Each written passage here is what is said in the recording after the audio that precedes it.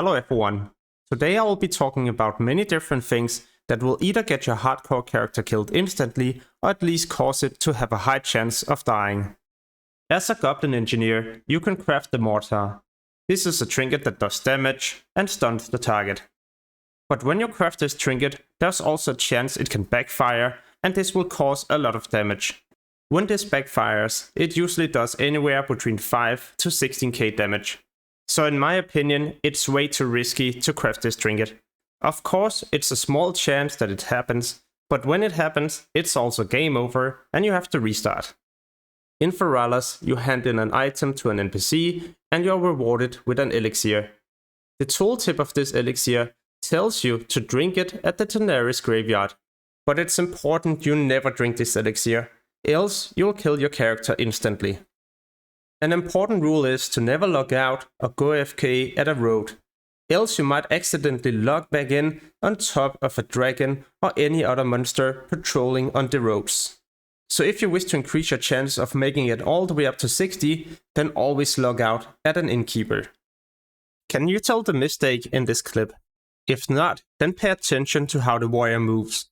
The back is turned against the targets, and this allows them to daze you for 4 seconds. When you are dazed, your movement speed is also reduced with 50%, so this way the monsters can easily catch up to you, in most cases resulting in a death. So how should you be moving?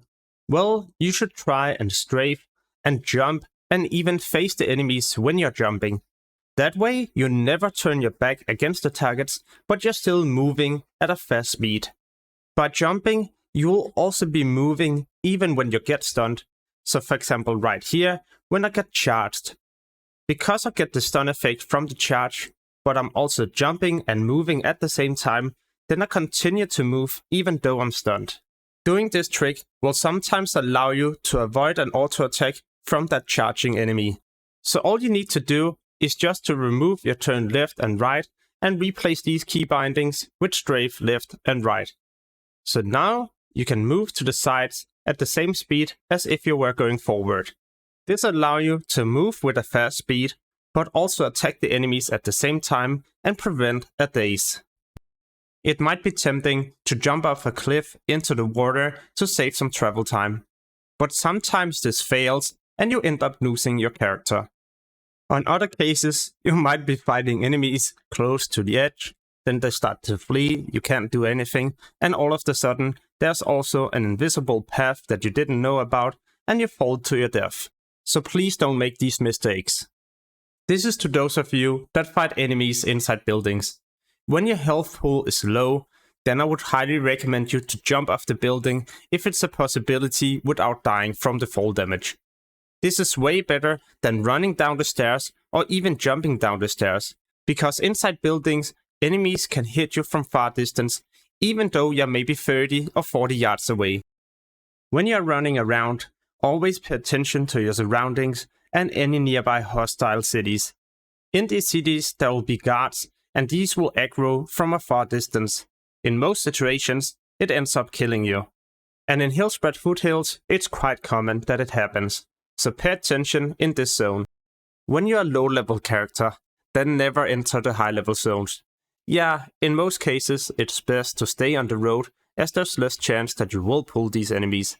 But sometimes on the road there will still be monsters patrolling, and because you are low level, then you will pull these enemies from a far distance, and in fact even the monsters not even patrolling on the road. But if you really need to go through a zone, then try find some other people who need to do the same thing and help each other. Talking about helping each other, sometimes this can also be a stupid mistake. Especially if it's a rogue or a hunter. Sorry, but no offense. Many people die due to these classes because they either feign death or vanish when you help them. So before you decide to help someone, make sure you have made a plan together with them, either who you CC or kill first. Else it could cause a problem, and even though you would like to be helpful, then you end up dying, and yeah, the other person is the one who survives. And even though you would like to get away, then it's not a possibility because of respawns. And this is what usually also kills people when they're in a cave. But as a mage at level 40 or above, you can counter this in one way. you could spawn a portal before you go into combat, and this will last for 1 minute. This allows you to escape even at a difficult situation. And remember, your party can also use this portal. There's definitely going to be people who would like to get the arena chest in Stranglethorn Vale. And some people might even attempt to agree that they're not going to kill each other. But when it's hardcore, then you never know what the other person is going to do. Yeah, maybe you agreed not to kill each other, but when it's about a green item, gold, or maybe even a chance that you can kill the other player, then a lot of things can and will also change inside the arena. And what's also scary is that you never know if there's an invisible rogue or druid waiting for you. So the reward from this is way too low compared to the risk, unless you like to gamble with your hardcore character all the time. Two things that also causes many people to die is because they either fight an elite target or a target many levels above them. When you fight a higher level target, the chance of them resisting your spells is increased by a lot. So even though you might hit them with your first couple of spells, then all of a sudden this can change, because yeah, they start to resist. So if you start struggling finding quests at your level range, then sometimes it's just better to grind some levels at lower level targets, for example green enemies, instead of attempting higher level quests and enemies. Some classes will definitely be capable of soloing elite monsters. But when you try to attempt something like this, make sure you have all your cooldowns in case something goes wrong.